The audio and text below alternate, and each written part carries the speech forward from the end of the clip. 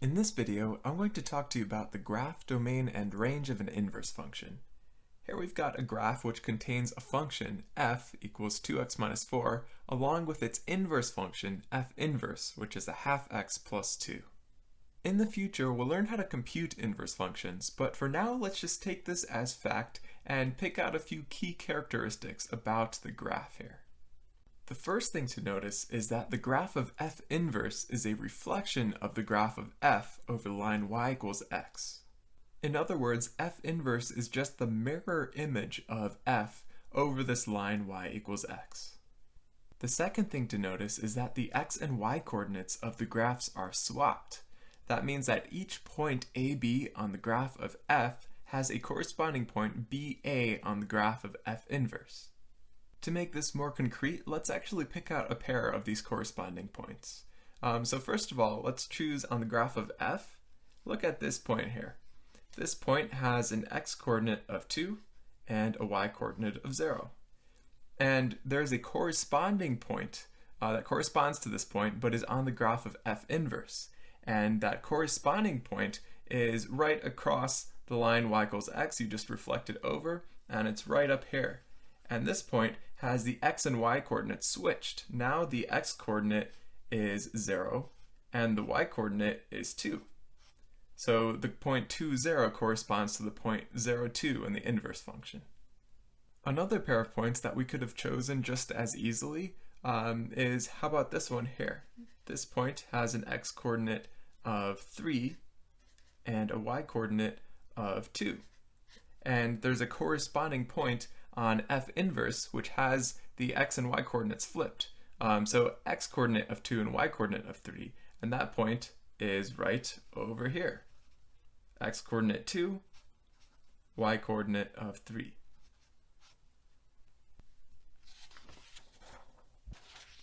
Alright, let's do an example. Let's use the graph of f to find the domain and range of f inverse, and then we'll plot f inverse.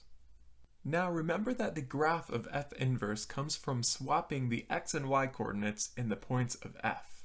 So the x coordinates of f become the y coordinates on f inverse, and the y coordinates on f become the x coordinates on f inverse. Now this is significant because it lets us find the domain and range of f inverse if we know the domain and range of f.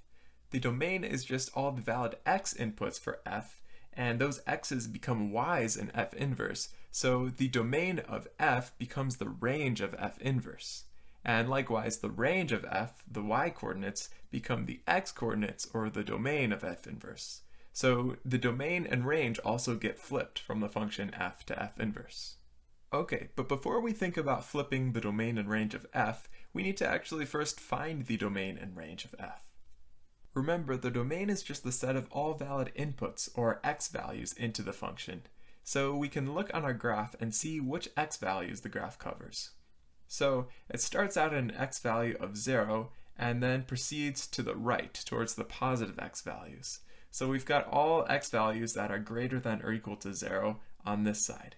And we don't have any of the negative x values here. The graph stops right at an x coordinate of 0. So our domain is going to be that x is greater than or equal to 0. Now the range is all the possible y values that are outputs of the function. So we're starting here at a y value of 2, and we're going upwards from there. All the rest of the y values are higher than 2, so 2 and everything higher. We don't have any y values that are below 2 because the graph stops at a y value of 2. So the range is y is greater than or equal to 2. 2 and everything above it. Okay, now think back to what we talked about earlier about how flipping coordinates ends up flipping the domain and range. And let's use that here to complete the table. So the domain of f becomes the range of f inverse because all the x's in f become y's in f inverse. So the x here turns into a y. The range of f inverse is y is greater than or equal to 0. And then likewise, the y turns into an x, so the range of f becomes the domain of f inverse. So here we have that x is greater than or equal to 2.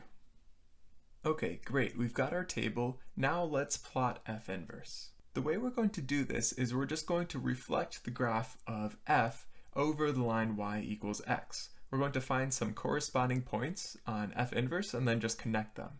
So remember, each corresponding point has its x and y coordinates flipped, and you can think about that as reflecting over the line y equals x. So we've got this point 0, 2 right here. Why don't we draw that in? That's 0, 2. And that corresponds to another point on f inverse 2, 0 with the x and y coordinates flipped. So let's draw that and label that. That is 2, 0. Okay, and you can see that's just reflected over the line here. So let's continue this idea of reflecting over the line, finding corresponding points, and then we'll just connect them up to draw the graph of f inverse. So there's another point here. Let's label that. That's 1, 3, right over here. And that corresponds to a point 3, 1 on f inverse. So let's go here, 3, 1. There we go. Okay, let's find another one. How about this one right here? That's a point 4, 4, and that's right on the line y equals x. So when we reflect that over the line, it just stays the same. So it's just gonna go back to the point 4, 4. Okay, so I think we have enough to draw a graph here. We can see it's kind of going upward like this, and let's go ahead and draw that in. So something like this. And yeah, that looks pretty symmetric over the line y equals x. Good. And now, just to make sure we've done everything right, let's make sure that our domain and range in the table here matches up with what we've drawn. First of all, the domain of f inverse is x is greater than or equal to 2. And let's check for that on our graph. So on our graph, the x coordinates are starting at 2 here with this point 2, 0. X coordinates starting at 2 and extending to the right, which is in the positive direction, so x is getting bigger and bigger. There's nothing to the left of 2, so yeah, this matches up. This is indeed the right domain. Great. And how about the range? So the range of f inverse should be y is greater than or equal to 0. Let's check for that on our graph. Again, we're starting at the point 2, 0, which has a y coordinate of 0, and all the rest of the y coordinates are higher than the y coordinate of 0. So our range should be y is greater than or equal to 0. And yeah, that makes sense. Great. Another special property here to notice about inverse functions is where they intersect the original function. So here we've got the original function f and the inverse function f inverse, and they intersect at this point here, which is on the line y equals x. And that is general to any function and its inverse. If a function and its inverse intersect, then the point of intersection will be on the line y equals x.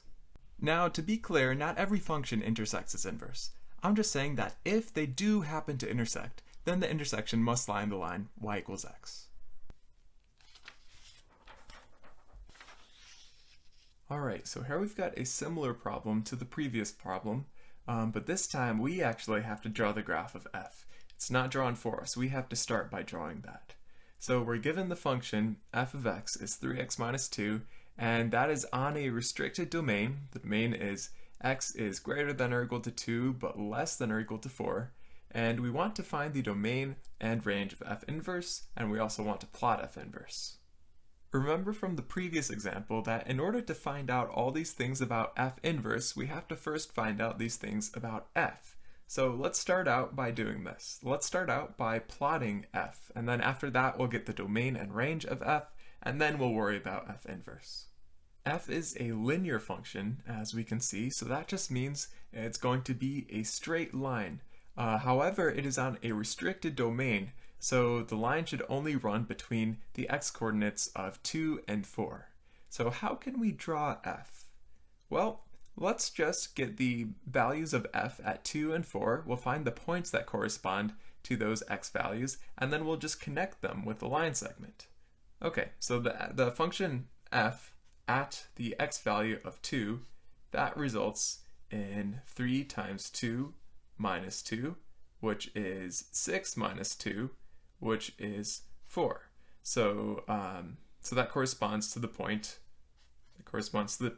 2, 4. And then how about for x is 4? F of 4 is 3 times 4 minus 2, which is 12 minus 2, which is 10. So that corresponds to the point 4, 10. And now let's put these 2 points on our graph, and then we'll just connect them. So 2, 4, go over 2, and then up 4, that's right here. And we'll put a closed dot because this is including 2, x is greater than or equal to 2. So not an open dot, a closed dot here. 2, 4, and then the other one, 4, 10. So go to 4, and then go up to 10. That's right here. Great. And now let's connect them. Get our ruler here, get our straight edge, and just connect them with a straight line segment. Okay, so that is the graph.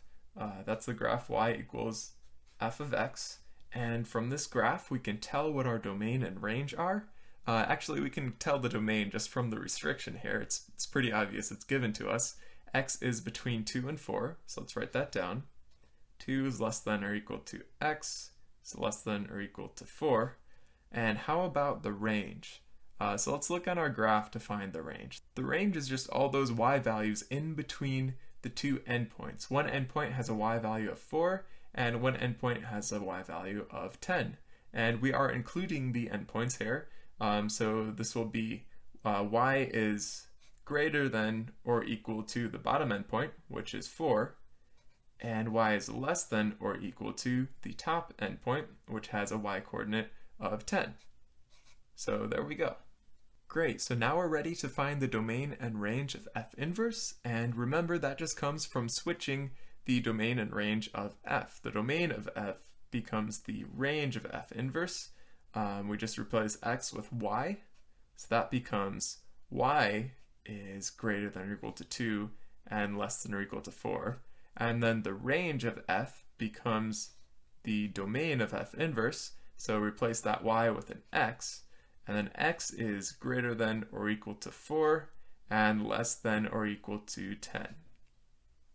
Now let's go ahead and plot f inverse, and we can do that just by reflecting f over the line y equals x. We'll just find the 2 corresponding points of the 2 ends of the line segment and then connect them. So the bottom point was 2, 4, and the corresponding point on f inverse has those x and y coordinates flipped. So the corresponding point is 4, 2, and then the top point was 4, 10. So now on f inverse it's flipped. It's just 10, 4. Let's put those points on our graph and then we can connect them. So 4, 2 is right over here. And visually, yes, that matches up. It's just reflected over line y equals x. And then 10, 4, here's 10, and then up 4 is right over here. Okay, now let's get our straight edge and connect these two. And here we go. Great. So that looks very, very symmetric across the line y equals x. And we can see that indeed the domain is x is between 4 and 10 inclusive. There's a starting point, x coordinate of 4 goes over to x coordinate of 10 right over here, and then the range is indeed y is between 2 and 4 inclusive. Here's the height, the y coordinate of 2, and then it goes up to the y coordinate of 4. So yeah, this all checks out, makes sense. Now here's an example of solving an equation which involves a function and its inverse. We're given the function f of x equals 2x minus 7, and we want to solve the equation f of x is equal to f inverse of x. So what should we do to solve this equation? Well, we have the formula for f of x, so why don't we just plug that into the equation? So f of x is just 2x minus 7, so we can do 2x minus 7, and that is equal to the formula for f inverse. But wait a second, we don't have the formula for f inverse. So what do we do? So the thing to do here is to remember that the intersection of f and f inverse always lies on the line y equals x. So we can just set this function f equal to x and solve that. because the y-coordinate always has to be x if f and f inverse intersect. So we can just go ahead and solve this, and we can do that, just subtract x from both sides, so minus x, and then minus x, and then we get x minus 7 equals 0. And then how about add 7 to both sides? So plus 7 and plus 7, and then we get just x equals 7. So there we go. There's our result. X is just equal to 7. In all these examples, we thought about inverse functions graphically.